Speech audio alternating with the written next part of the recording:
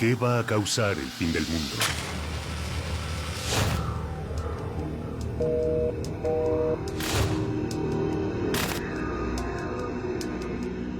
¿Una guerra?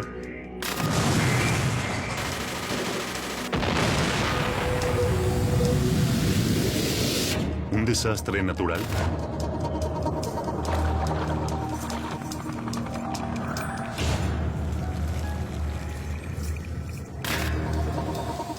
¿Un virus escapado de un laboratorio? ¿Un arma biológica? ¿Un virus tecnológico?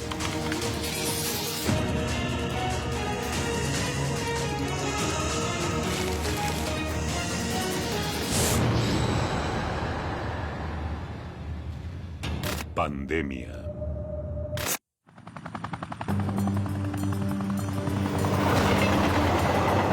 El ser humano vive preso de sus miedos. Morir víctima de una enfermedad sin poder encontrar la cura a tiempo sea tal vez uno de nuestros mayores miedos. Imaginemos que una enfermedad desconocida afecta al mismo tiempo a todo un grupo de seres humanos y en un radio geográfico determinado los mata a todos, uno a uno, y no hay cura disponible hoy. Eso es una pandemia, una verdadera pesadilla. Ahora, imaginemos que esta pandemia acabó con la especie humana, ayer. El día después de lo que fuimos, solo quedan objetos. Los humanos se han extinguido de la faz de la Tierra. La fantasía de escritores y cineastas se ha hecho realidad. El último hombre acaba de morir. Las señales fueron infinitas. Viruela, peste negra, tuberculosis, gripe española, VIH, gripe A, ébola. Se cobraron millones de vidas a lo largo de la historia. Pandemias incontrolables que fueron sucediendo cada vez más seguido. Pero, ¿cuál desató el final?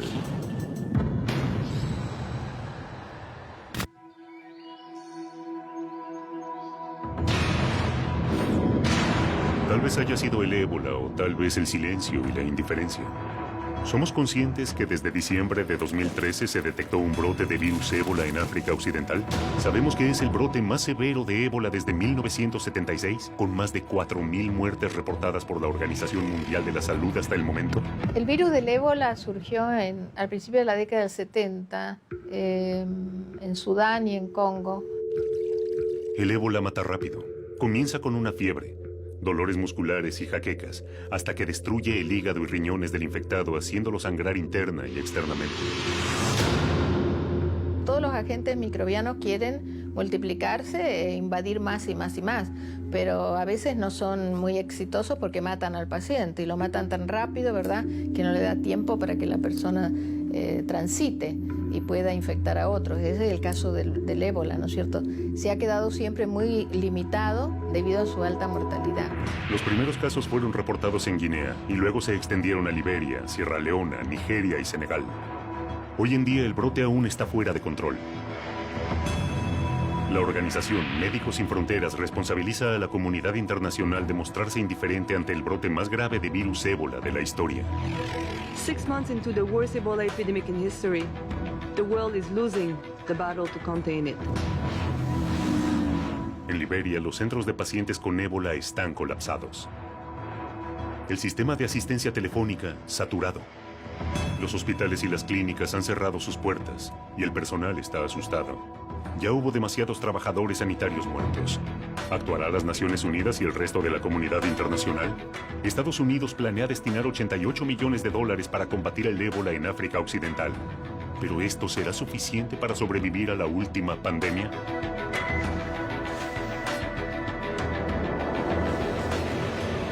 La gripe A azotó México en el año 2009, atacando inicialmente en Veracruz y luego extendiéndose a nivel nacional. 14 meses y más de 18,000 muertos después, finalmente pudo ser controlada. Lo que vimos en esa ocasión es que es una forma de influenza que se presenta como casi todas, con fiebre de manera preponderante, tos y síntomas respiratorios generales. Esos son los síntomas más importantes que se presentaron y que se siguen presentando en la H1N1, que ahora ya es estacional. En una fría tarde de 2009 en el pueblo La Gloria, en el estado de Veracruz, México, María del Carmen, La madre de Edgar Hernández llegó al hospital del pueblo desesperada, con su hijo de 5 años colapsado en sus brazos. Vengo, le comento a mi esposo, le digo, ¿qué crees? Le digo, el niño amaneció mal, le iré a dar gripa, llévalo igual, me dijo, llévalo, o sea, no paro, le digo, no, ¿sabes qué? No lo voy a llevar a la escuela, le digo, como está la situación, mejor lo llevo al centro de salud. Sus temores estaban justificados. El cuadro era grave. Nadie sabía el infierno que estaba a punto de desatarse. Lo que ocurrió fue que se detectaron algunas defunciones por neumonía en gente que normalmente no muere por neumonía. La neumonía mata a los extremos de la vida, o a los niños o a los ancianos. Y se detectaron en el país algunas defunciones atípicas en jóvenes. La Gloria es un pequeño pueblo de 3,000 habitantes en el estado de Veracruz. Allí viven los Hernández. Edgar nació el 14 de julio del 2005. Fue sano, nació muy bien. No tuve problema con él en nada. ¿Qué clase de virus había contraído Edgar? ¿Dónde se lo contagió? Una amenaza invisible que puede estar en cada cosa que tocamos o comemos. No podemos verlos, pero nosotros estamos en la mira de los virus. El tercer día yo veo que Edgar sigue igual. Si no es que peor, porque ya me decía que le dolían los huesos, que le dolía la cabeza, que le dolían los oídos. Empezó con escurrimiento nasal más fuerte y con tos. O sea que en vez de quitarle las molestias, se le complicaron más.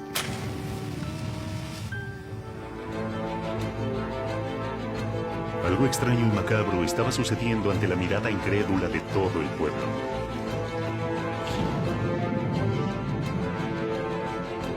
Cada vez más personas se estaban enfermando. Poco hacía prever la gravedad de lo que se estaba desatando en la Gloria y las consecuencias que podía traer a nivel nacional.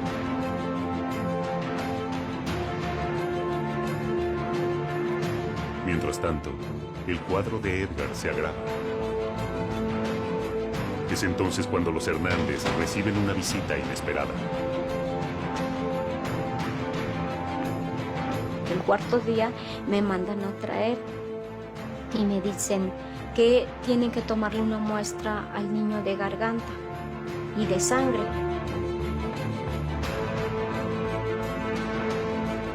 Le toman la muestra de garganta y le toman la muestra de sangre, lo cual le vuelvo a comentar, doctora, pues yo sigo viendo mal al niño, pues usted déle el tratamiento, entonces pues se lo seguí dando.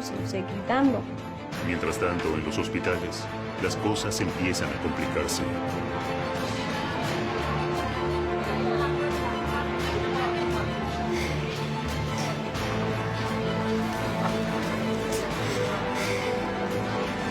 De esos 3 días para adelante él ya no quiso comer nada.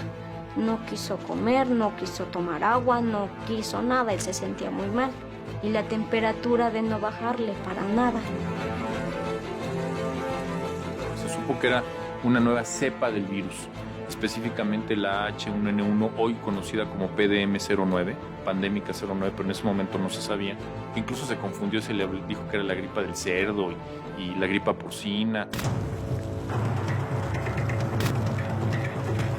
Después de eso, estaba protocolizado en el plan de preparación y respuesta para una pandemia de influenza, que había que tomar medidas de distanciamiento social. Eso es lo primero que había que tomar. Y por eso es que se toma la determinación el día 24 de abril, es decir, un día después de recibir los resultados del cierre de las escuelas.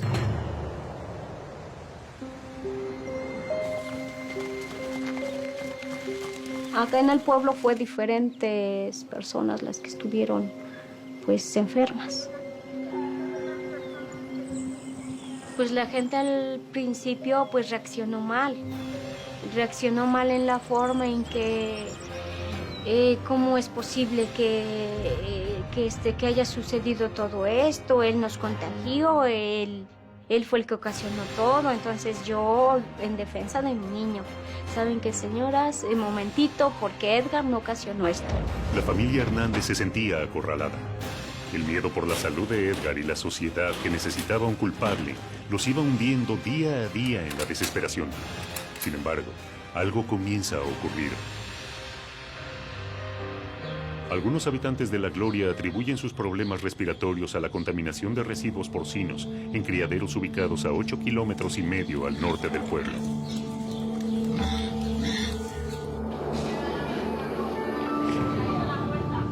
Recién a fines de abril, cuando las noticias hablaban de un brote de gripe en México DF y ya se contabilizaban más de 150 muertes sospechadas de ser producto de este nuevo virus, fue que Edgar fue identificado como el paciente cero.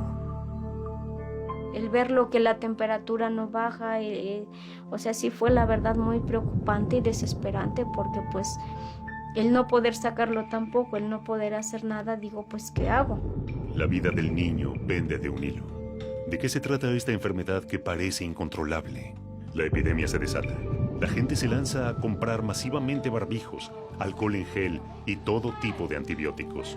La directora general de la Organización Mundial de la Salud, la doctora Margaret Chan, declaró la pandemia de gripe H1N1. Based on assessment of all available information and following several expert consultations, I have decided to raise the current level of influenza pandemic alert from phase 4 to phase 5. El pequeño Edgar fue uno más entre tantas víctimas de la gripe. La enfermedad parecía estar fuera de control. Una sombra acechante se cernía sobre miles de enfermos. Las muertes se suceden cada vez con mayor frecuencia. Influenza viruses are notorious for their rapid mutation and unpredictable behavior. WHO and health authorities in affected countries will not have all the answers immediately, but we will get them.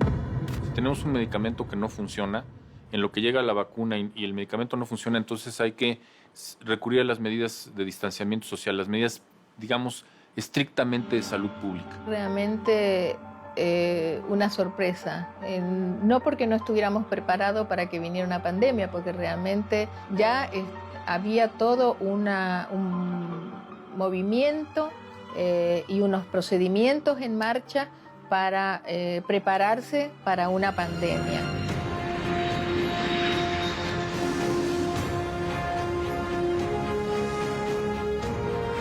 ¿De qué se trata? ¿Cómo se manifiesta? Y entonces, ¿qué lo produce? ¿Quién es el responsable? ¿Qué pasa? ¿Que es un agente que ya conocíamos? ¿Tenemos herramientas para controlarlo? Es decir, tenemos tratamientos, tenemos antibióticos, tenemos vacunas, hay que desarrollarlas.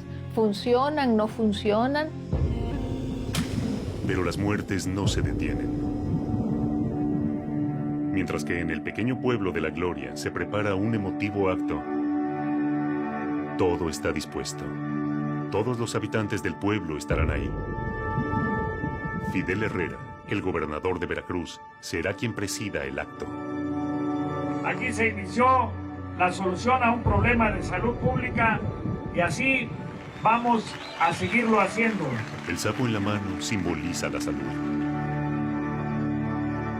Pues yo me curé gracias a Dios y gracias a mi mamá, que me curó también. A ver, Edgar, ¿te gustó tu estatua? Sí. ¿Estás contento? Sí. Yo fui el primero que me curé de esa influenza. Ese fue el triunfo de Edgar y de los médicos, pero no todos consiguen sobrevivir.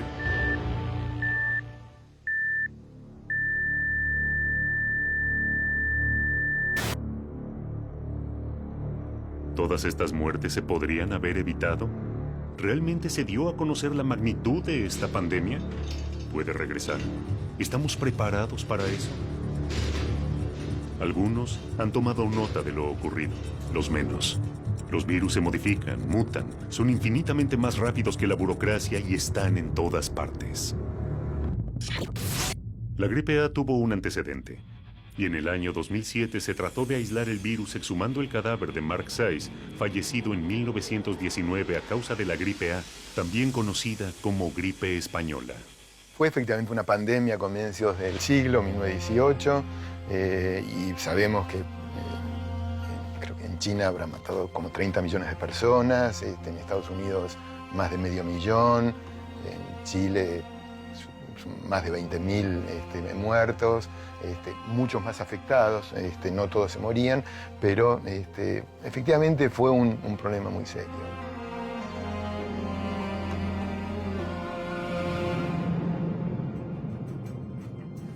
Mark Sykes fue un teniente coronel del ejército británico que combatió en la Primera Guerra Mundial. Fue muy importante su aporte como diplomático, de tal manera que una vez finalizada la guerra, fue enviado a París a la Conferencia de la Paz.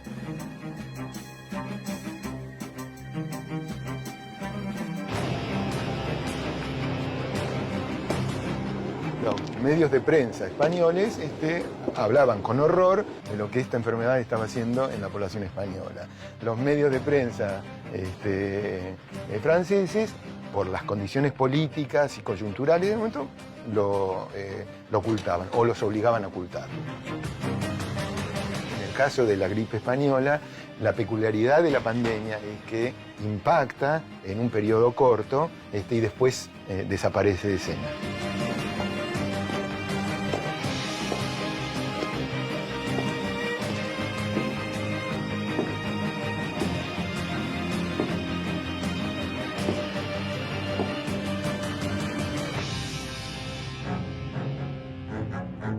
Mark fue una víctima de la epidemia de 1918 y 1919. El hombre que logró sobrevivir a una de las guerras más cruentas de la historia.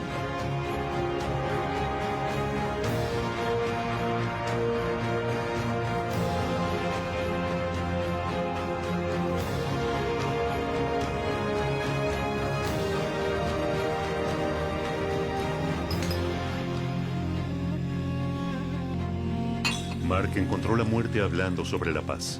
Murió en París, solo, en su cuarto de hotel a los 39 años.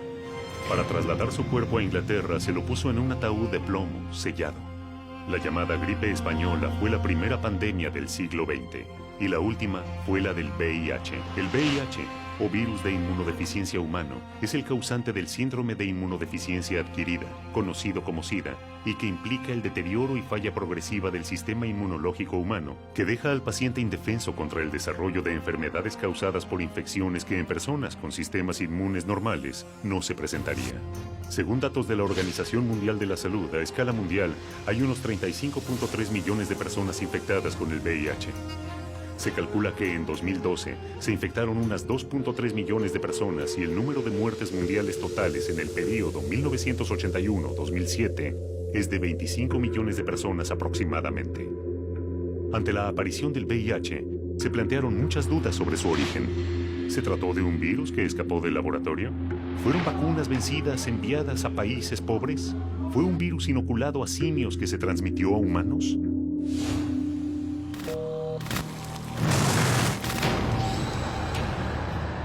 Pensamos que las vacunas, los antibióticos, los medicamentos nos mantendrán a salvo. El uso excesivo e innecesario de antibióticos genera bacterias resistentes. Una bacteria imbatible, la superbacteria. No podemos combatirla. Es un problema que les demos antibióticos a los animales que comemos. Un peligro que pensamos que está lejos nuestro y sin embargo nos acecha a cada momento, en cada rincón de los lugares que transitamos, a través de la gente que nos rodea. La tuberculosis es una enfermedad que ha acompañado al hombre en toda su historia. ¿Puede una enfermedad milenaria como la tuberculosis mutar hasta resistir todos los antibióticos conocidos?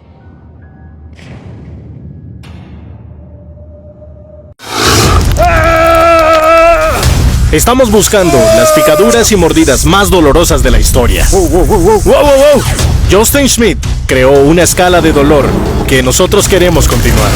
Hora de picar. El dolor es temporal. La hazaña queda en la historia. Hay solo una cosa que puede hacerme sentir mejor, que te pique a ti también. Reyes del dolor, solo por History. Disponible también en History Play y History On Demand.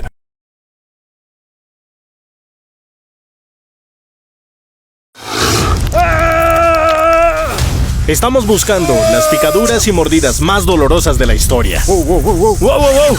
Justin Schmidt creó una escala de dolor que nosotros queremos continuar.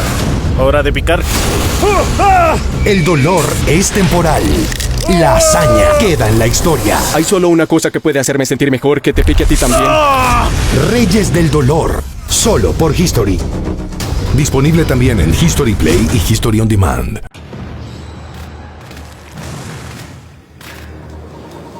La Las pandemias azotan a la humanidad desde hace siglos. 100 años atrás, la gripe española mató a más de 50 millones de personas en Europa y Estados Unidos. Y en el año 2009, brota la gripe A, causando el mayor pánico en México, dejando más de 8.000 muertos. La mutación de bacterias es una realidad y los antibióticos ya no pueden protegernos.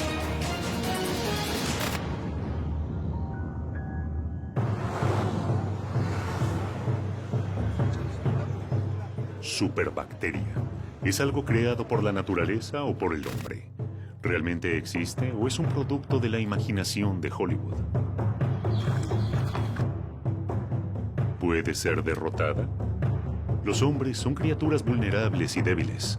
¿Podrán enfrentar a un organismo invulnerable? La lucha será demasiado desigual. En los países más desarrollados, obtener antibióticos es muy complicado. Si uno quiere conseguir antibióticos en Canadá o en Alemania, el único que lo puede dar es un médico. En Latinoamérica, los farmacéuticos generalmente venden antibióticos simplemente con...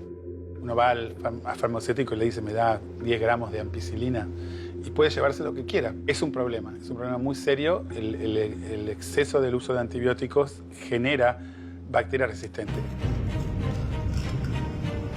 ¿Cuántas veces compramos medicamentos sin receta? ¿Cuántas veces se trata de la recomendación de un amigo, un vecino o un compañero de trabajo? La resistencia a los antibióticos es lo que yo llamo una pandemia silente, que progresa muy lentamente, pero que ya nos lleva a una situación global de emergencia.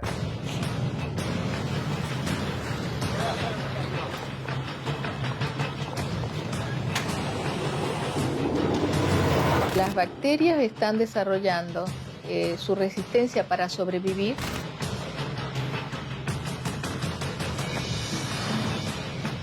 Las personas usan de manera indiscriminada el uso de los antibióticos, la venta de los antibióticos, la cantidad de antibióticos que se vende. Hemos alimentado a un asesino en serie. Las bacterias han ido mutando, se han hecho más resistentes, cada vez más fuertes, invencibles, peligrosas. Si utilizamos los antibióticos solamente para enfermedades en las que son eficaces, entonces impedirá el desarrollo de bacterias resistentes que llamamos superbacterias.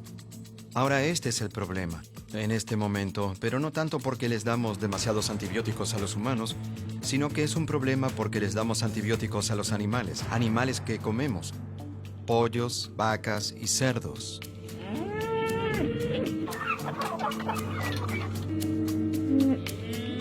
Hacia fines del siglo XIX, en pocos lugares se duda que la tuberculosis tiene algo que ver con el hacinamiento, tiene que ver con las largas jornadas de trabajo, tiene que ver con malas condiciones de vida. La tuberculosis es una enfermedad que ha acompañado al hombre en toda su historia, inclusive son de las enfermedades que se pueden encontrar en las momias egipcias y en distintos restos que tenemos de la antigüedad, ¿no? Y tenemos dos tipos de resistencia. Tenemos resistencia a algunos de los medicamentos, que cuando hacemos entonces una intensificación y un cuidado más cercano y un seguimiento más estrecho, le llamamos resistencia a múltiples drogas. Pero hay otra variante que son las más extremas, que son algunas bacterias que ya se han detectado que son resistentes a todas las drogas. La tuberculosis es una enfermedad que por mucha gente hubiera pensado que se extinguió, que ya no es un problema. Sin embargo, hay análisis que dicen que 1/3 de la población mundial está infectada con tuberculosis. Generalmente esas personas no van a tener ningún tipo de síntomas. Es un pacto entre el sistema inmune y la bacteria, pero cuando ese pacto se rompe porque la persona está inmunosuprimida o hay un problema con el sistema inmune, como un HIV o con un tratamiento de quimioterapia, ahí el pacto se rompe y la bacteria sale. Jorginho Nunes era un popular periodista deportivo de la radio y la televisión, columnista del diario O Povo, que en 2013 se encontraba atravesando el mejor momento de su carrera. Yo conocí a Jorginho hace unos 15 años, en la radio Tupí, donde él hacía varios programas por la mañana y también por la noche comentando fútbol.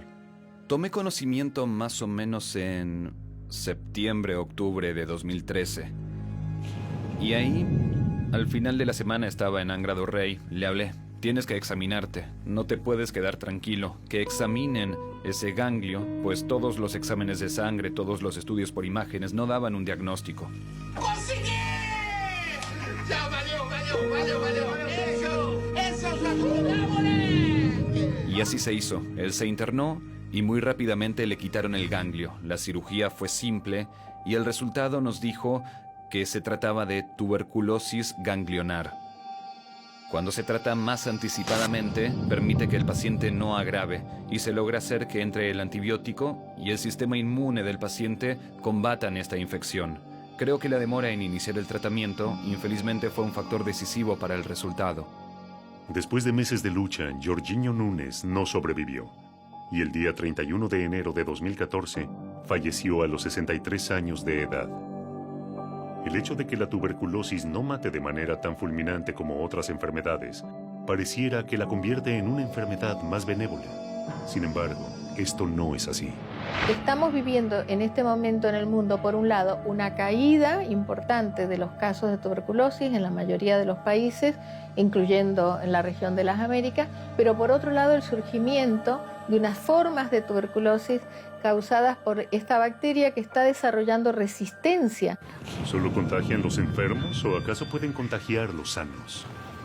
El pasado tiene una respuesta. Mary Mallon llegó a Nueva York desde Irlanda en 1884, cuando tenía 15 años. En 1900, trabajó como cocinera en una casa de Mamaroneck, un pequeño pueblo cercano a Nueva York.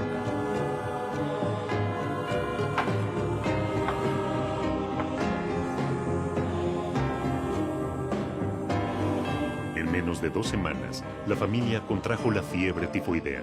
Se trataba de una enferma con tifus asintomática, o sea que ella facilitaba la transmisión de la propagación de la enfermedad sin saberlo. La lavandera murió.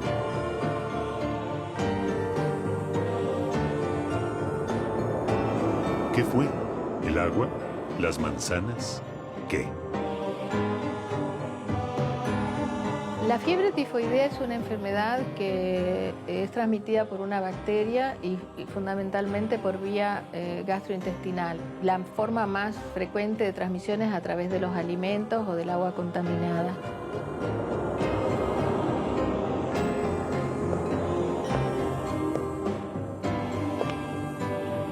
Al año siguiente, Mary se mudó a Manhattan y la familia cayó enferma con tifus. Luego trabajó para un abogado y 7 de los 8 miembros de la familia se enfermaron hasta que en 1906 se instaló en Oyster Bay, Long Island, en una casa de veraneo alquilada por un rico banquero, Charles Henry Warren, y su familia.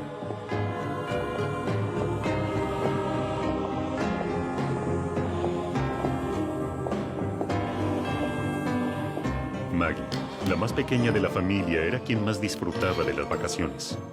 Esa casa era el sitio ideal para pasar el verano.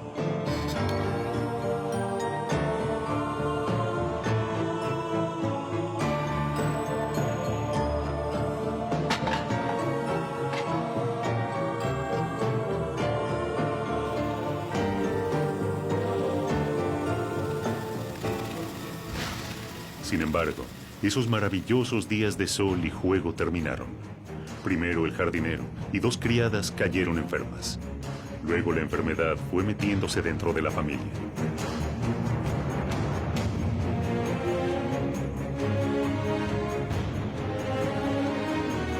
Pocos días después, la pequeña hija de Warren cae enferma. Delira de fiebre. Las noticias no son buenas.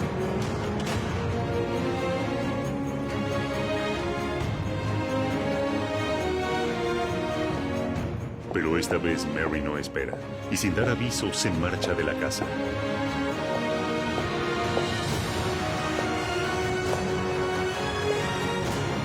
¿Qué estaba ocurriendo? ¿Era solo la mala suerte de Mary? ¿Por qué huyó? ¿Sospechaba que algo estaba ocurriendo? Ella no podía imaginar que se trataba de la primera portadora sana de tifus de los Estados Unidos.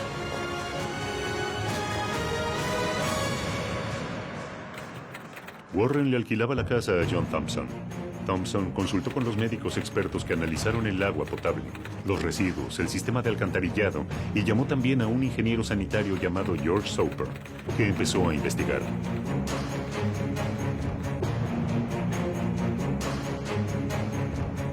Soper interrogó a la familia y a los criados. Incluso fue más lejos y pidió una lista de los invitados que recibieron en las últimas semanas. Soper fue descartando uno por uno a los entrevistados y, por supuesto, le llamó la atención que Mary Mallon se hubiera despedido.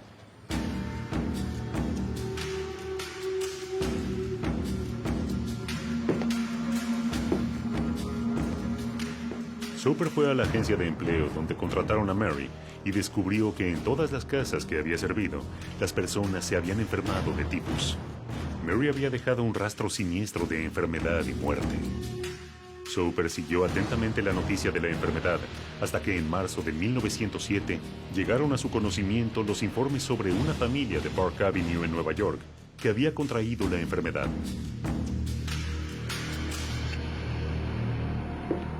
Allí fue Soper.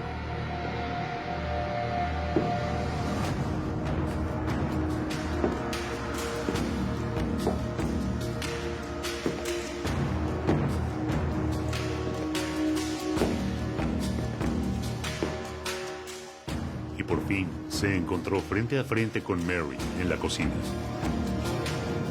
Soper le pidió hacerse un análisis, pero Mary se negó y sobre todo negó estar enferma. Harta terminó echándolo amenazadoramente.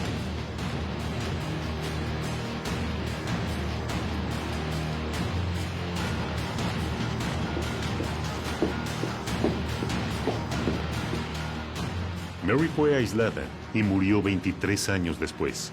Pero no murió de tifus, sino de neumonía. Ella nunca terminó de comprender cómo podía contagiar una enfermedad que no padecía. Estas bacterias tienen la capacidad de albergarse en algunas personas, no producirle nada o una enfermedad leve, y entonces estas personas pueden transmitir y son elementos importantes en la transmisión. Portadores sanos, superbacterias o virus. La naturaleza nos responde de una manera brutal en una lucha desigual. ¿Quién domina a quién? ¿El final de nuestra especie solo se reduce a este combate? Todos recordamos el atentado contra las Torres Gemelas. Pero solo unos días después se desató un ataque con armas biológicas que tuvo en vilo al mundo entero. Me sentí como atacada y sentí paranoia. ¿Puede una bacteria viajar en algo tan simple como una carta y generar pánico a una nación entera? Un extraño duelo se llevó a cabo en los campos malditos de Rossignol. ¿Podrá Louis Pasteur derrotar al carbunco y cambiar la historia de la ciencia para siempre?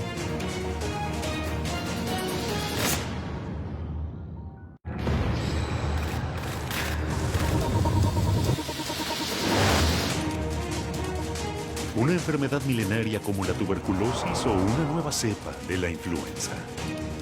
La historia ya dio varios avisos. No sabemos cuál puede ser la próxima pandemia, pero la amenaza está latente.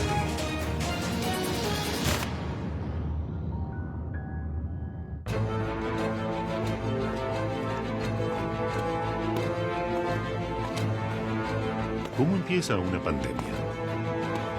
Nunca sabemos cómo emerge una nueva enfermedad ni cómo se propaga hasta contagiar, enfermar y matar hasta después de que lo hace. La multiplicidad de factores nos desconcierta y nunca llegamos a tener ese control. Los seres humanos usan ese aprendizaje para prevenir futuros brotes. Pero, ¿es posible plantar una nueva enfermedad? ¿Mesurar su dosis y calcular la cantidad de muertes que puede cosechar? ¿Puede el terrorismo controlar lo incontrolable? ¿Qué se necesita para esto? Tal vez no sea necesario una superbacteria para acabar con la enfermedad, ni siquiera un gran ejército. A lo mejor se necesita un solo hombre para lograrlo. Según el FBI, el doctor Bruce Edward Sibbins, investigador estrella del Instituto de Investigaciones Médicas de Enfermedades Infecciosas del Ejército en Fort Detrick, puso en marcha su abominable plan. Casey Chamberlain llevaba una vida normal. Tenía solo 23 años cuando esto ocurrió. Estaba viviendo en la ciudad de Nueva York y mi último trabajo fue en el Nightly News, así que cuando todo esto ocurrió en septiembre de 2001 fue cuando llegué a la NBC. Casey fue a trabajar como todos los días. Llegó en horario, preparó su café y se dispuso a organizar el correo. Un día más de rutina. Cuando llegó a su escritorio, una carta llamó su atención. Era un sobre blanco más pequeño de lo habitual y parecía estar redactado por un niño. Yo era secretaria en la recepción. Asistíamos a los productores, hacíamos cualquier cosa que cualquiera necesitara y una de nuestras tareas del día era abrir el correo de nuestro corresponsal Tom Brokaw. Así que era cualquier otro día, o eso pensé. A pesar de lo inusual que le pareció el hecho de que un conductor de noticiero recibiese una carta de un niño, Casey igual decidió abrir el sobre. Así que cuando lo abrí, hallé este pequeño pedazo de papel blanco, creo que eran 2 pedazos de papel, y mi cerebro a veces no lo recuerda, pero en su interior estaba esta sustancia. La sustancia parecía una mezcla entre azúcar morena y arena. Y la carta tenía un mensaje intimidatorio. Casey pensó que era algo muy raro. Nunca había recibido este tipo de correo para Tom Brokaw.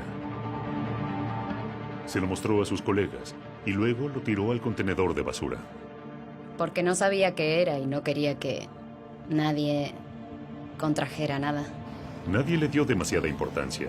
Las amenazas y los insultos en un canal de noticias suelen ser moneda frecuente, y mucho más por esos convulsionados días. La contaminación había sido cutánea, y los síntomas se presentaron 10 días después. Si las esporas hubieran sido inhaladas, los síntomas se habrían presentado al día siguiente. El fin de semana empecé a sentir que estaba resfriándome, y en mis glándulas empecé a sentir dolor. Ella comenzó a tener inflamación en los ganglios linfáticos al lado del cuello, sintió congestión, se sentía muy enferma, que es bastante típico en las primeras etapas de inhalación de anthrax. Cuando me enteré de que tenía anthrax, obviamente fue increíble y sentí miedo, como atacada, sentí paranoia y sentí terror.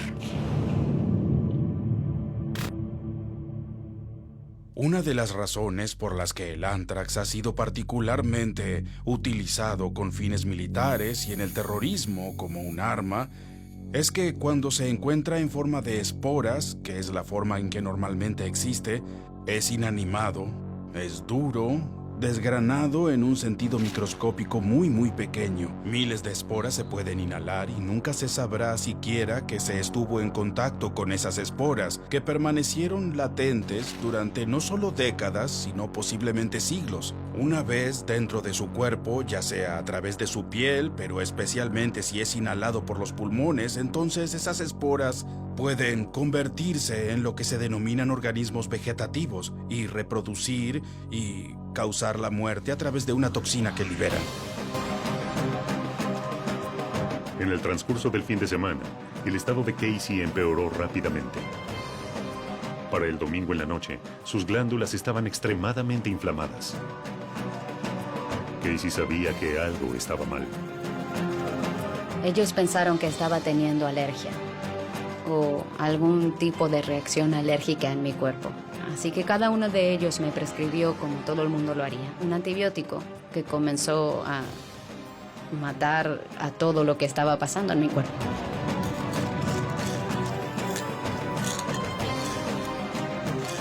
Más de 30,000 personas estaban consideradas en peligro, ya que podrían haber sido expuestos si se les dio antibióticos preventivos.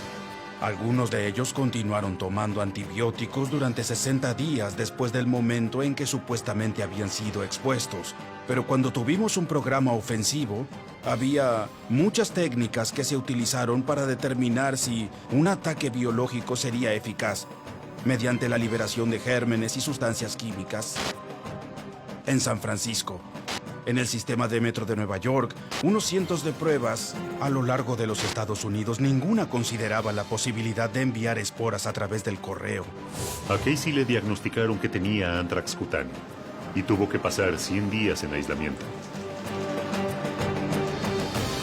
Por sugerencia de su familia, su casa fue registrada en busca de esporas del veneno. No encontraron una enorme cantidad de las peores esporas. Muy pequeña cantidad. Pero decidí que quería destruir mis cosas. Así que lo hicieron por mí. Tenía un departamento entero, todo destruido.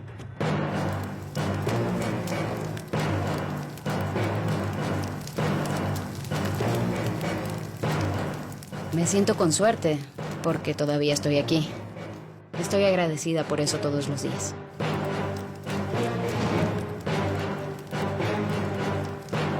¿Se puede matar a la humanidad con este método o simplemente mandando cartas contaminadas?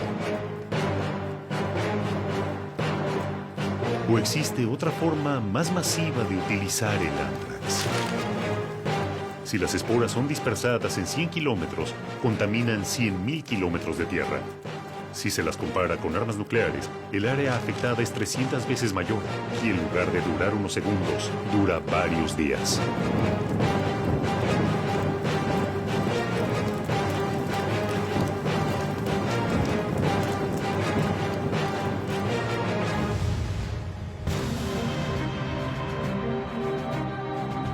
Los campos malditos de la pequeña aldea francesa de Pouilly-le-Fort fueron testigos de un curioso duelo entre el veterinario Hipólito Rossignol y el químico Louis Pasteur. Entre los presentes hubo periodistas, ganaderos y la gente del pueblo ansiosa de ver cómo se desarrollaba esta batalla científica. El desafío comenzó cuando Pasteur anunció que había logrado hacer inofensiva la bacteria mortal del carbunco o anthrax y elaborado la vacuna.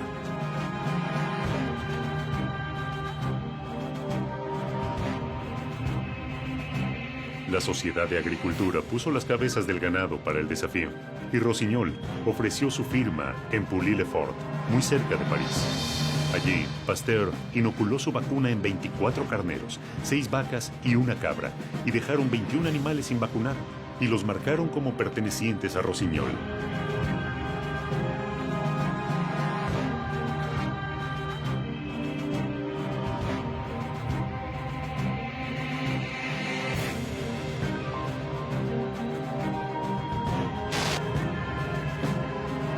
El triunfo fue de Pasteur. El ganado de Rossignol estaba muerto. El hombre encontró la solución para vencer al anthrax, pero fue el hombre también quien lo perfeccionó en un laboratorio, convirtiéndolo en un arma letal. ¿Cuánto tiempo falta para que alguien logre convertir a todo el planeta en un campo maldito? El anthrax es una bacteria utilizada en bioterrorismo, pero no sería la única bioarma. Teorías conspirativas hablan de la manipulación de virus como la fiebre hemorrágica. Por ahora es solo una teoría, pero el miedo a un ataque con este virus aterroriza por su rápido poder asesino. ¿Será este el final? ¿Una pandemia desatada por el hombre o por un virus preparado en un laboratorio? Anthrax, fiebre equina, cólera, fiebre hemorrágica. El escenario no es una ficción. Ya ha ocurrido con el anthrax. No hay garantía de que no pueda volver a ocurrir. Incluso podría estar ocurriendo en este momento. El Instituto Nacional de la Salud, que es el principal impulsor en Estados Unidos de la investigación biológica, ha visto su presupuesto recortado. Esto afecta cualquier tipo de potencial protección que se pueda conseguir contra agentes químicos o biológicos. ¿Es el bioterrorismo o su lucha contra él lo que terminará con la humanidad? ¿Es una nueva amenaza o llevamos siglos conviviendo ante la posibilidad de un ataque biológico? El primer antecedente de un ataque con armas biológicas no es reciente. En el año 1346, en la zona de Crimea, Sin saberlo, un ejército mongol introdujo la peste negra en Europa y llevó adelante el primer ataque biológico de la historia. La ciudad de Kaffa era la puerta de entrada al comercio en Europa. Había un muro alrededor de la ciudad y los tártaros, que eran un grupo tribal de los musulmanes, intentaron en el año 1346 crear un asedio en la ciudad de Kaffa y se encontraron de pronto con un gran número de personas muertas y moribundas. No entendían lo que era un agente biológico, no sabían acerca de los agentes biológicos como bacterias, pero la gente se estaba enfermando con la plaga, que más tarde se llamó la peste negra. Lo que hicieron fue utilizar catapultas para enviar los cadáveres de las personas fallecidas que habían muerto de la peste a través de los muros de la ciudad para tratar de infectar a los residentes europeos. Y al parecer tuvieron éxito. Muchas de las personas de esa ciudad se enfermaron y luego murieron. 7 siglos han pasado de la pandemia de la peste negra, que casi extermina a la población europea. ¿Puede repetirse? ¿Alguien en este momento puede estar trabajando para que esto suceda? Los que nos atacan están listos, y como los antiguos guerreros, preparan sus catapultas para terminar con la humanidad.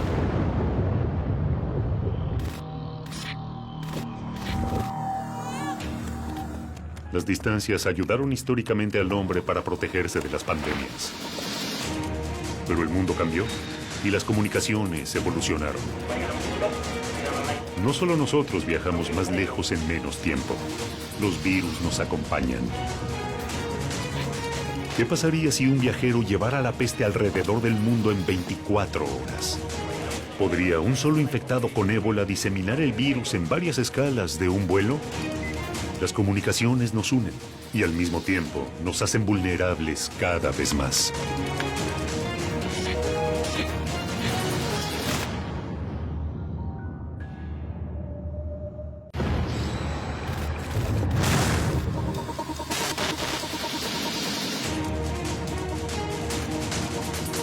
Campos malditos, enfermedades milenarias, bacterias multiresistentes a todo tipo de antibióticos, ataques con cartas infectadas, todos posibles detonantes de la próxima pandemia.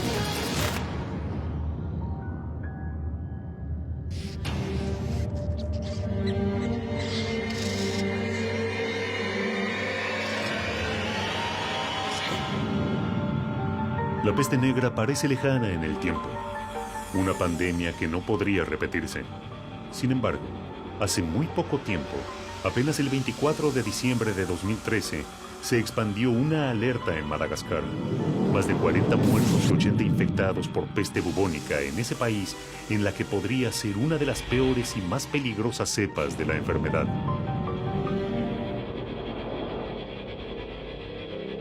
¿Volverá a subirse al barco? ¿O esta vez preferirá un medio más veloz para propagarse? Hoy en día asistimos a la revolución de los transportes y las comunicaciones. Las distancias se han ido achicando. Hoy, un viaje entre Londres y Madrid dura no más de 2 horas y media. Hace 7 siglos, un viaje de Londres a España podía durar un mes. En 1345, Alfonso XI de Castilla firmó un tratado con Eduardo III de Inglaterra, sellando la alianza matrimonial de sus hijos Pedro y Juana.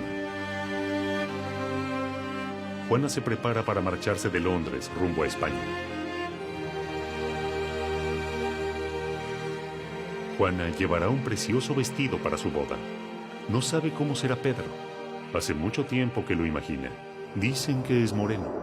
Dicen que es un año mayor que ella. Desde que tiene recuerdo, sabe que va a casarse con Pedro. No se lo cuestiona, es así. Su padre, el rey, sabe lo que hace. Es por el bien de Inglaterra.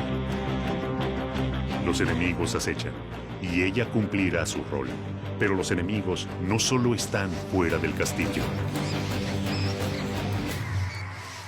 La peste bubónica también es una de las enfermedades que llamamos bíblicas o medievales, ¿no? Junto con la fiebre tifoidea, el cólera, la fiebre amarilla, fueron las grandes amenazas de la humanidad hasta el siglo XIX.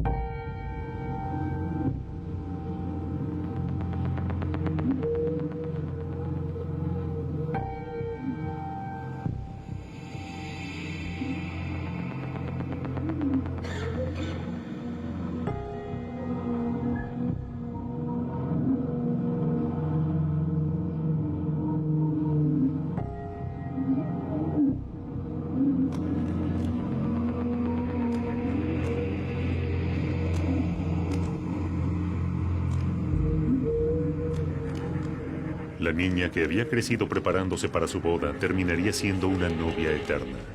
Al llegar a Burdeos, había fallecido.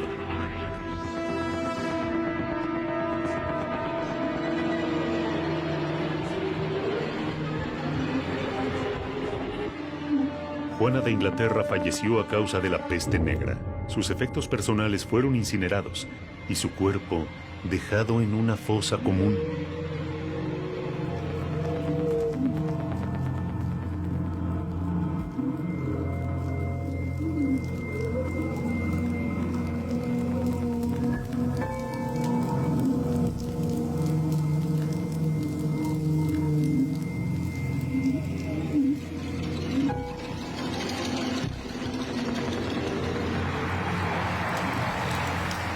Como tantos otros, como un tercio de la población europea, y sumado a los efectos indirectos de la desorganización social provocada por la enfermedad, desde las muertes por hambre hasta el fallecimiento de las niñas y ancianos por abandono, por falta de cuidado, 50 millones de personas murieron.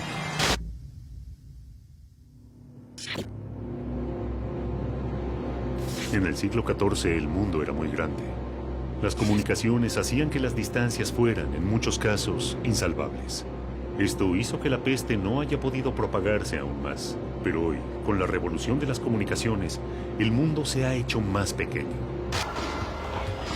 En el aeropuerto de Heathrow operan casi 100 líneas aéreas que van a 180 destinos en 90 países.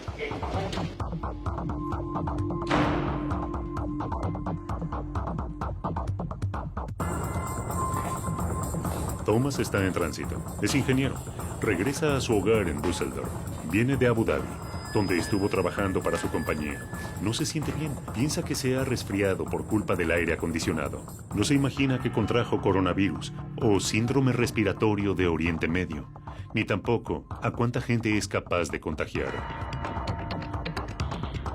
Jennifer tiene 40 años. Es médica. Acaba de llegar de Londres para asistir a un congreso de cardiología. Viene de Ciudad del Cabo, Sudáfrica. No sabe que en 2 semanas el cólera la habrá matado. ¿Cuánto tiempo pasamos en un aeropuerto? ¿Con cuánta gente nos conectamos?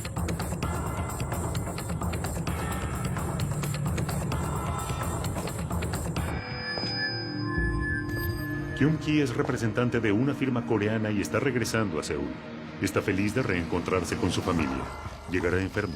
Se va a recuperar pronto. No así su esposa, a la que contagiará de H7N9, más conocida como gripe aviar, y estará grave. Los Hinojosa están de paseo. Han recorrido distintas ciudades europeas. Regresan a México. Elena ha cuidado en todo el viaje a su hijo Gael de que no se resfríe. Sin embargo, un abrigo no podrá defenderlo del virus que lo llevará al hospital. Hay que recordar que vivimos en un mundo globalizado, en un mundo donde se toma un avión en Buenos Aires y 7 horas más tarde estamos en Nueva York. Y se ha demostrado la transmisión de bacterias y de virus en vuelos de largo tiempo. No hay respeto ya por fronteras. Con la habilidad del hombre de viajar en avión alrededor del mundo en solo 24 horas, creo que es muy posible que se dé una nueva pandemia de aquí a los próximos años. Así de pequeño se ha vuelto el mundo. Así de peligroso lo hemos convertido. Y a cada instante estamos más vulnerables. ¿Hay margen aún para evitar una pandemia?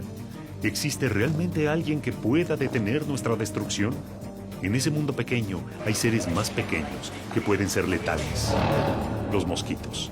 Están cerca, muy cerca. En la calle, en nuestras casas. No asustan, no les tememos. Incluso los subestimamos. Pensamos que a lo sumo será una picadura. El dengue ya es una enfermedad instalada acá y si usáramos la definición de que es un agente nuevo, no podríamos clasificarlo como una pandemia. Es una enfermedad que tiene 4 virus y cada uno no da protección contra el otro, es decir, no hay lo que llamamos defensas cruzadas en los 4 virus del dengue. De modo que cualquier persona puede tener 4 veces dengue del distinto origen. Y por otro lado, esa también es la razón por la cual es tan difícil desarrollar una vacuna contra el dengue. Hay teorías que avalan que los mosquitos transgénicos se pueden llegar a convertir en las nuevas bombas asesinas contra los hombres, solo con modificar su secuencia genética.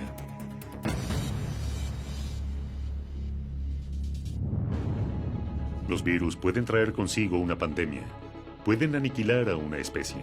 Pero los virus que aniquilan al hombre no solo pueden ser biológicos, también pueden ser informáticos. El virus Michelangelo fue el primero en ocupar las tapas de los diarios y quizás por su difusión se pudo morigerar su impacto. Sin embargo, tuvo todas las características de una pandemia. ¿Qué pasaría si no pudieran ser contenidos? ¿Y si los antivirus fallaran? Son prácticamente invisibles, no se escuchan, no se palpan, pero tienen un enorme poder que puede terminar con nosotros. Todos los días aparecen nuevos virus creados en búnkers informáticos. Se suele pensar que los ataques son domésticos o al nivel de empresas, pero jamás en lo que consideramos sistemas inexpugnables. ¿Alguien podría entrar a la NASA o a la Armada de los Estados Unidos? Cuando me inicié en el mundo de la informática tenía 13 años. Julio Ardita nació en Santa Cruz, en Argentina, y viajó por todo ese país debido a los traslados que tenía su padre. Hasta que finalmente, a los 14 años, recaló en Buenos Aires en un pequeño departamento del barrio de Palermo.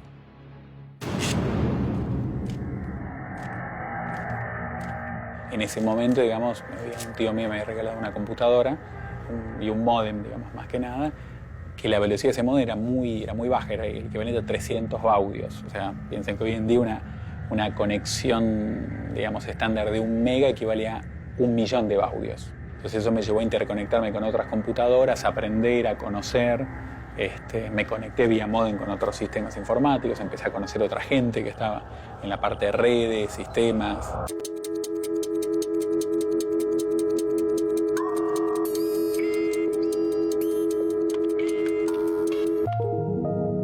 Como desafío, digamos, yo iba intentando entrar en distintos sistemas, aprendiendo técnicas nuevas. Bueno, fui entrando en estos sistemas hasta que iba probando y tratando de detectar o encontrar como nuevos objetivos o cosas más interesantes para entrar. Eso me llevó a intentar entrar en sistemas de la NASA, del Departamento de Defensa de Estados Unidos, de la Marina norteamericana, distintos sistemas críticos. A medida que vencía más barreras de seguridad, la curiosidad de Julio se hacía cada vez más grande. La NASA piensa que son cerca de 300.000 computadoras, o sea, es muchos sistemas. Una vez no encuentra las cosas en su propia computadora, contarlas en 300.000 es más complejo. Pero bueno, dentro de eso, parte de lo que vi jugando y entrando fue lo que en su momento era una especie de Google Maps que hoy existe, digamos, realmente era impresionante. Uno ponía las coordenadas y tenía el archivo de la vista satelital del día anterior de cómo estaba. Eso realmente era muy impresionante. Julio pudo entrar a la NASA a través de la Universidad de Harvard. Jugando llegué hasta ahí y donde por el año, digamos, 95 detectan ellos en Estados Unidos particularmente una persona que yo ingresé a los sistemas informáticos donde estaban los expedientes y casos de los juicios internos de la Marina de Estados Unidos.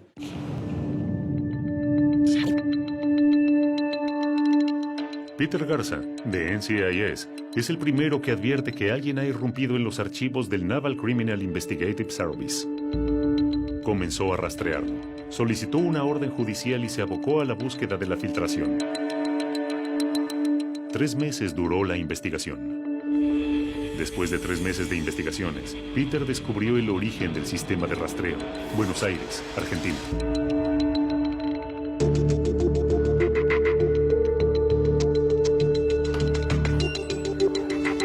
El 28 de diciembre de 1995, Julio llegó a su casa por la noche, luego de estar con su novia. Al ingresar a su edificio, se encontró con un panorama muy inusual. Decenas de colillas de cigarrillo estaban tiradas en el pasillo, frente a su puerta.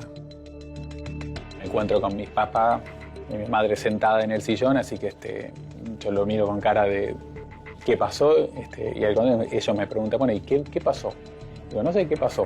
Mira, vinieron un allanamiento, vinieron cerca de 25 personas. Entonces me preguntan, ¿y qué hiciste? Le digo, nada. Las autoridades se llevaron la computadora de Julio, la de su hermana y sus padres. También se llevaron una impresora y todo tipo de dispositivo electrónico que pudiera contener información. Yo tuve 2 procesos judiciales, uno en Argentina, otro en Estados Unidos, en Boston, que es donde estaba Harvard, que es donde fue la sede. Y bueno, en la Argentina el proceso judicial demoró casi 4 años. Digamos, como no era un delito lo que había hecho, pero sí yo había utilizado la conexión de internet de Telecom sin pagarla. Entonces lo que el juez en Argentina definió básicamente es una multa por el tiempo de uso de internet que había utilizado gratis sin pagar. El segundo proceso judicial era en Estados Unidos. Julio tenía pedido de captura de Interpol. Viajé para Estados Unidos a Boston. Allá tuve ese proceso judicial. Una vez en Boston, Ardita se reunió con el juez y los fiscales. En esa reunión llegaron a un acuerdo y ultimaron los detalles de cómo sería la resolución del caso. Tal cual lo que se definió sucedió. Julio terminó trabajando para el FBI durante su acuerdo de silencio por 10 años y hoy es una autoridad en la materia. Hoy hay sistemas, en realidad hay sistemas informáticos que ayudan a generar ciertas moléculas en base a distintos componentes que se generan y se manejan y se definen a nivel tecnológico informático. Sería un programa que define, bueno, quiero desarrollar una sustancia, una molécula, se definen los componentes se toman y el sistema, digamos, genera esa molécula X. ¿Será una mecha que se está encendiendo sin saber a dónde conduce? ¿Son los virus los que pondrán un punto final a la historia del hombre sobre la Tierra? Pero, ¿son todos los virus biológicos? ¿O hay otro tipo de virus? ¿Otras formas de ataque? La tecnología ya forma parte del cuerpo humano. Pero, ¿puede la vida de un joven con una desgarradora historia cambiar para siempre gracias a los avances tecnológicos? Puede haber venido de cualquier lugar. Se transmite por la saliva.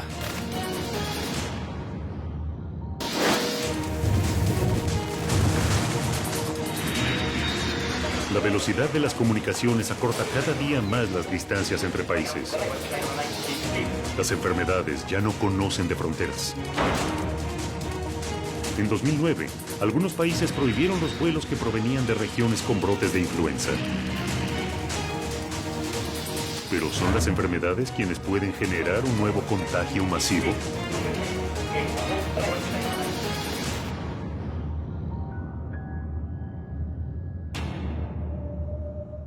¿Es posible entonces utilizar la tecnología para modificar la genética y crear un superhumano? ¿Se puede generar un virus tecnológico que desate una pandemia y acabe con la especie humana tal y como la conocemos ahora? ¿Nos puede reemplazar un nuevo ser humano mejorado y diseñado desde un laboratorio? La tecnología mejoró la vida de Pedro Pimenta y le devolvió casi todo lo que había perdido. Nací en Brasil. A los 18 años tuve una meningitis meningococcemia que me hizo perder los 4 miembros.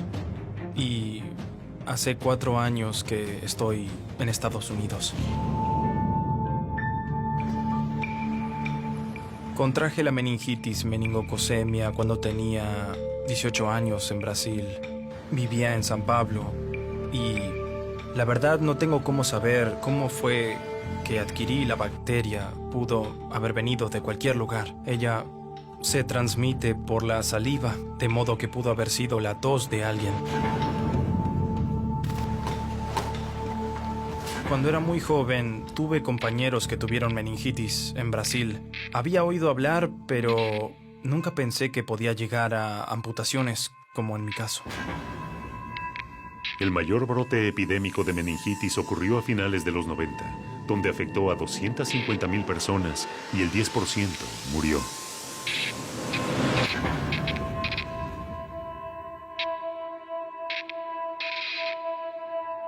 Aquel 11 de septiembre de 2009 era un viernes común para Pedro. Se había encontrado para almorzar como hacía habitualmente con un compañero. Comenzó a sentirse mal y fue para su casa. Al llegar, comenzó a tener fiebre y vómitos.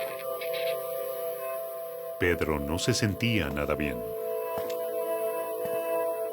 Ya a la noche, esos síntomas comenzaron a empeorar.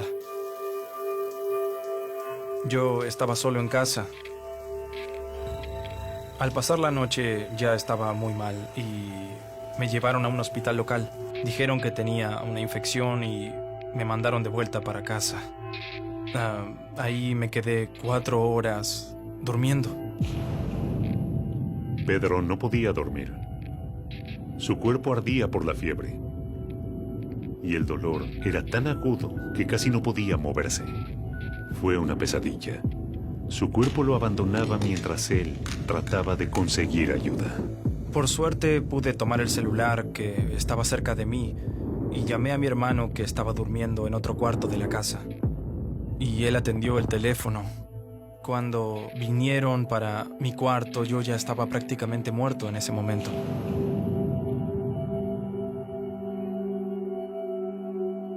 Cuando llegué al hospital ya inconsciente, estaba con muy pocas chances de sobrevivir, menos de 1% de chances de sobrevivir. Fue muy rápido, realmente muy rápido.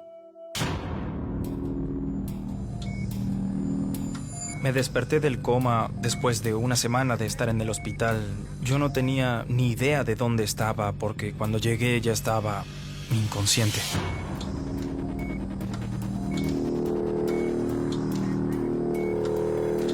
La primera visión que tuvo Pedro fue de sus miembros completamente gangrenados, en estado de putrefacción. Podía ver parte de mis huesos, mis músculos. Una escena terrible. Cuando desperté del segundo coma, la primera visión que tuve al volver, yo estaba bajo los efectos de varios remedios y todo era muy confuso. Estaba somnoliento y la primera visión que tuve fue de mi cuerpo debajo de la sábana. Pude ver el contorno de mi cuerpo.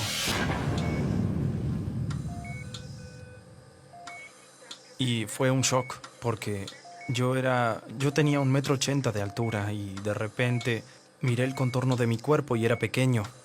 Fue algo que me produjo mucho miedo al futuro, sumado a aquella realidad. Mirando mi cuerpo fue terrible, terrible.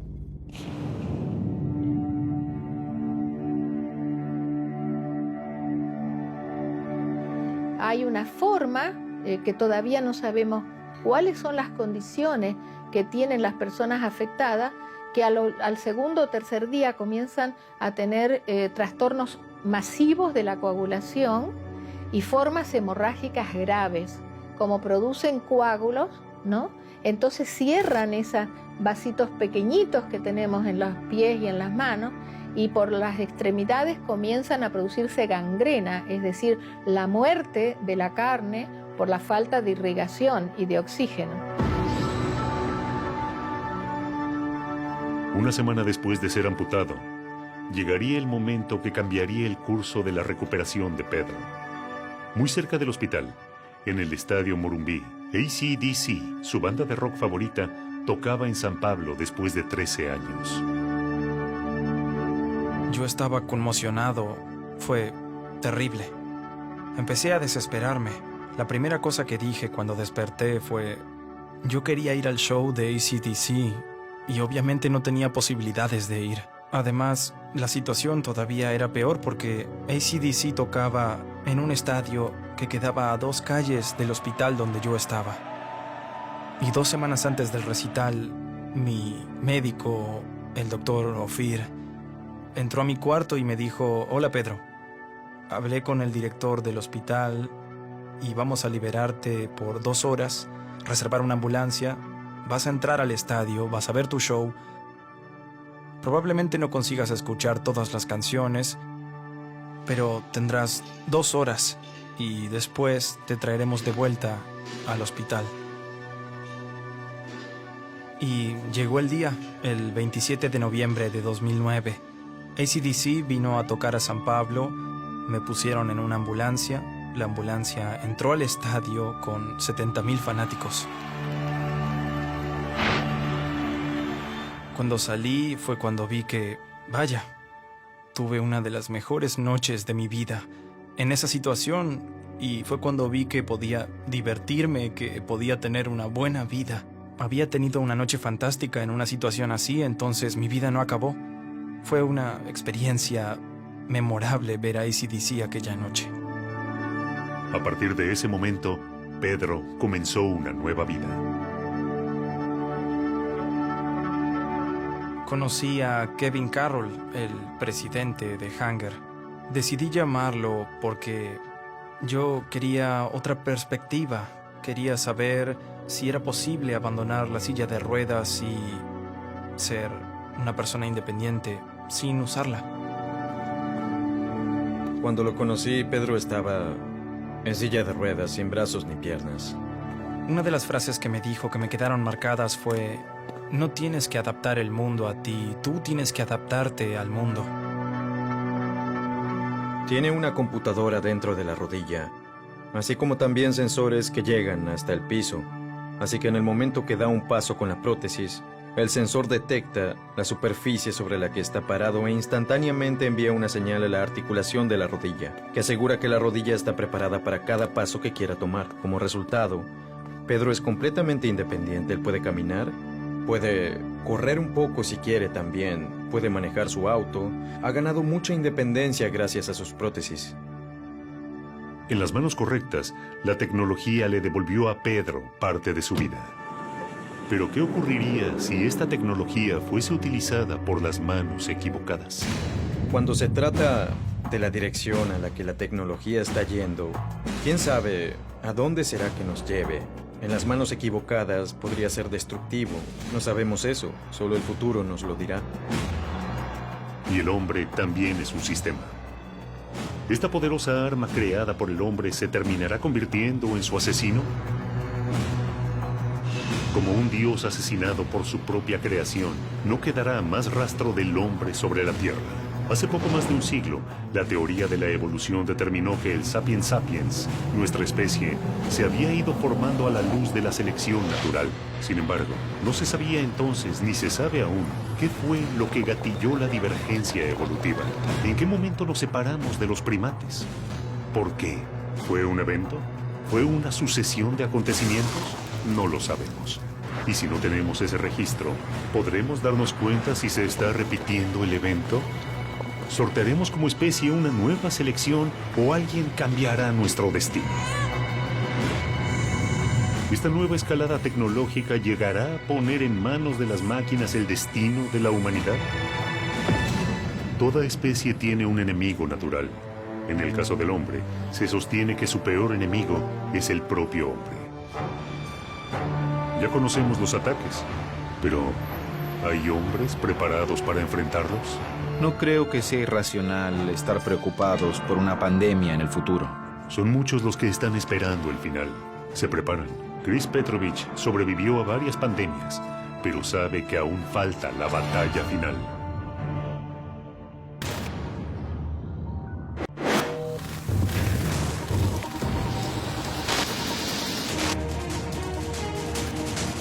La tecnología nos protege y a la vez nos hace más vulnerables. Mientras nadie espera una pandemia por un arma química o un virus tecnológico, hay gente que se está preparando.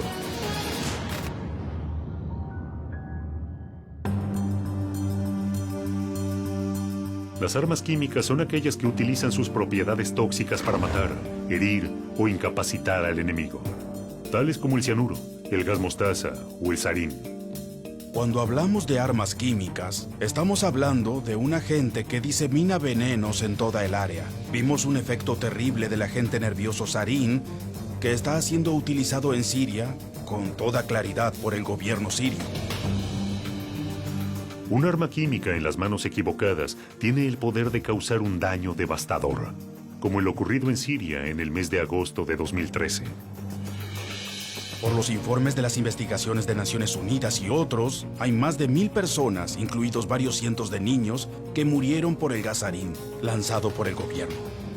Una vez más, el hombre combate a su propia especie. ¿Uno de estos agentes podría ser el exterminador?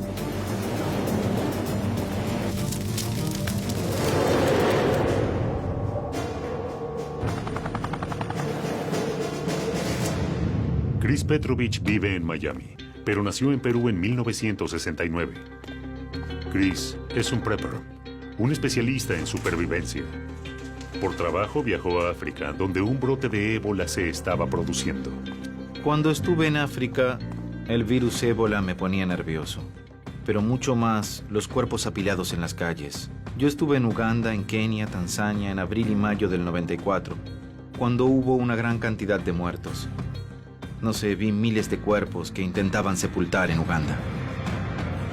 Los preppers son personas que se alistan de manera activa para afrontar por su cuenta cualquier tipo de emergencia. Una catástrofe natural, el colapso económico, una explosión atómica o una pandemia. Les gusta usar esa palabra porque es más suave y correcta políticamente.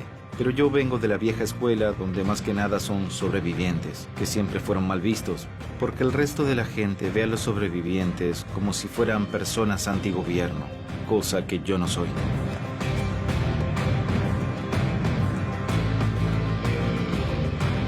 Personalmente creo que la gente siempre debe seguirle el rastro a las noticias sobre salud. ¿Qué enfermedades rondan? ¿Qué riesgos a la salud puede traer viajar? Por eso pienso que es muy importante. No creo que la gente deba estar paranoica, sino todo lo contrario. Creo que deben estar tranquilos y proveerse de los suministros médicos necesarios para ser utilizados en caso de una emergencia. No es la paranoia ni el sensacionalismo lo que mueve a estas personas, sino más bien la confianza y la seguridad de que algo va a pasar. El fenómeno prepper actual comenzó hace 5 o 6 años con la caída de la economía.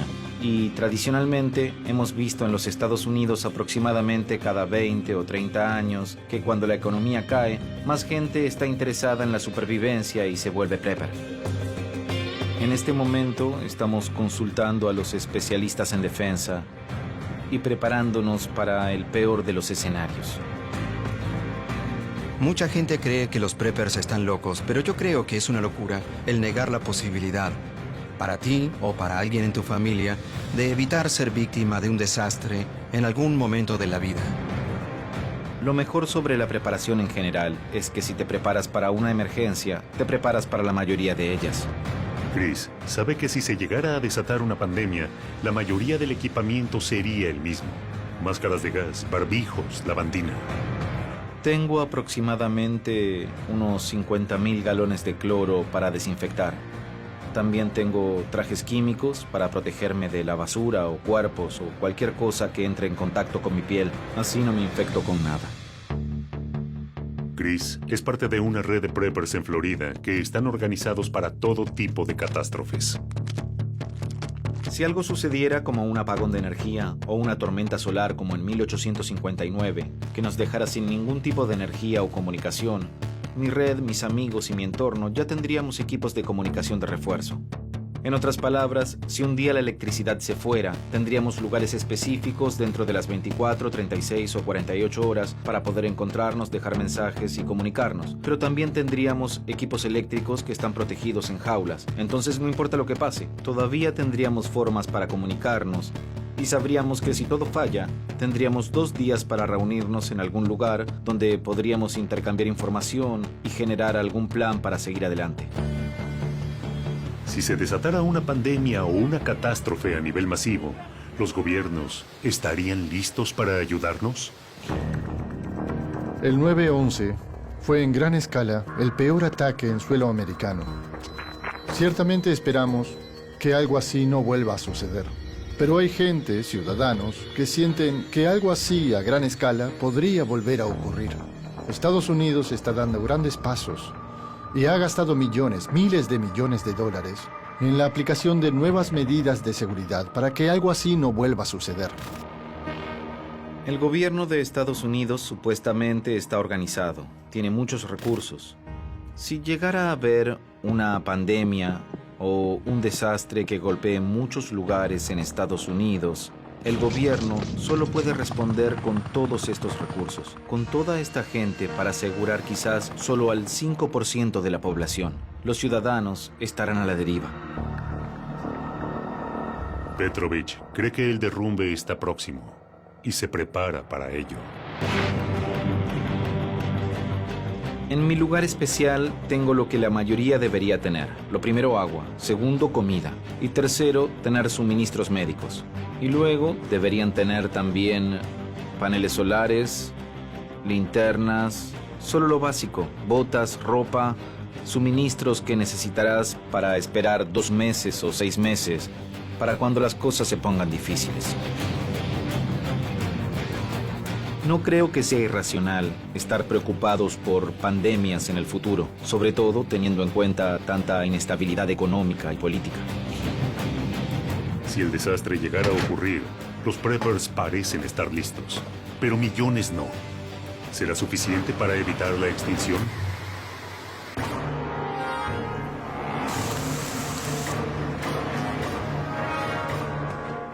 Enfermedades, virus informáticos, ataques biológicos, pandemias. Están entre nosotros, latentes, listos para atacar. El final está cerca. ¿Nos salvaremos? ¿Podremos evitar una nueva pandemia? Va a haber una pandemia, sin duda. ¿Cuándo? No sabemos de qué, no sabemos, pero va a ocurrir. Este sueño de controlar las enfermedades infecciosas, yo creo que es como la utopía, ¿no?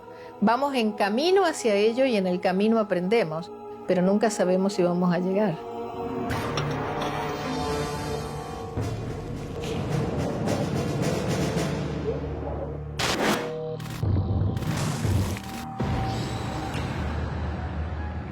El término chikungunya deriva de una palabra en idioma makonde, un grupo étnico del sudeste de Tanzania.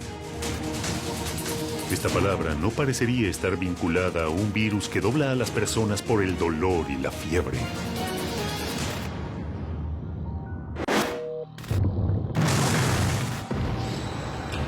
Las pandemias han trazado un ADN de muerte a lo largo de la historia, azotando a la humanidad, arrancándole su bien más preciado, la vida.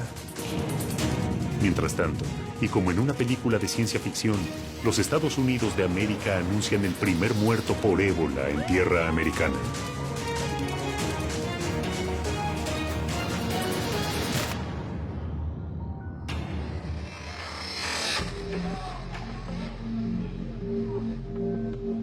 El chikungunya está azotando Centroamérica en este preciso momento.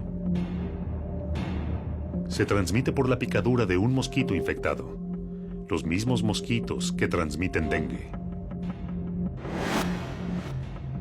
Los síntomas son fiebre, fuertes dolores articulares, dolores musculares, dolores de cabeza, náuseas, cansancio y erupciones cutáneas. Pero por sobre todo, lo más característico es que los pacientes llegan doblados por el dolor.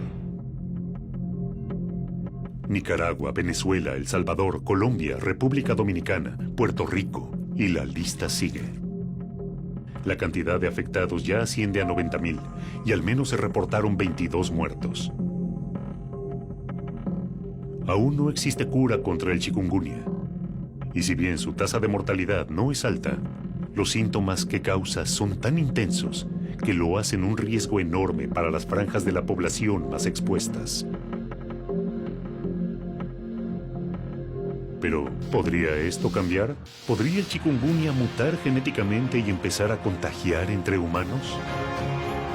¿Podría transformarse este virus en una pandemia que encorve a toda Latinoamérica? La respuesta aún no existe. Hoy, los gobiernos de los países afectados están enfrentando este nuevo enemigo, tratando de ganarle la batalla por vidas humanas. Se necesita prevención, educación y recursos. La lucha es constante y a diario.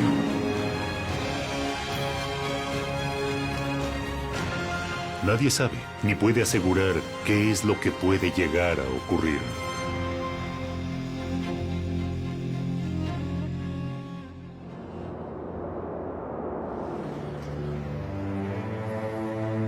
El gran interrogante es si una pandemia puede terminar con la humanidad.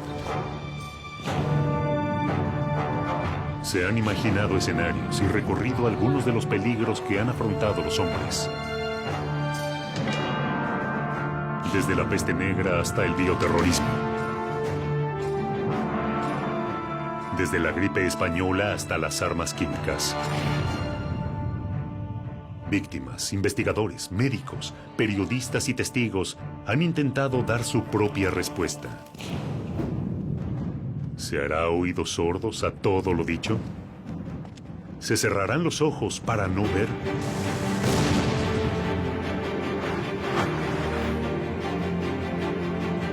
Ya no hay excusas para no darse cuenta de que la humanidad está realmente en peligro.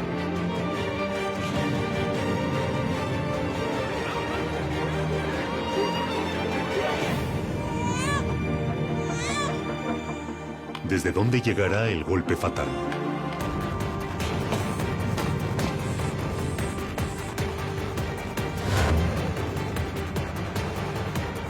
¿Qué es lo que va a terminar con nuestra especie?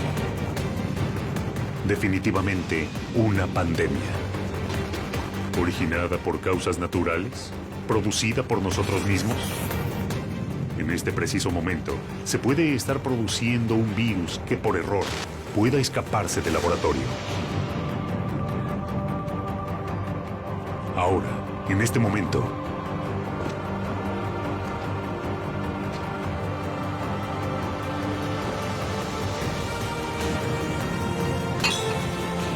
¿es una batalla perdida? ¿Cuándo llegará? ¿Pronto o nunca? Eso depende de la humanidad.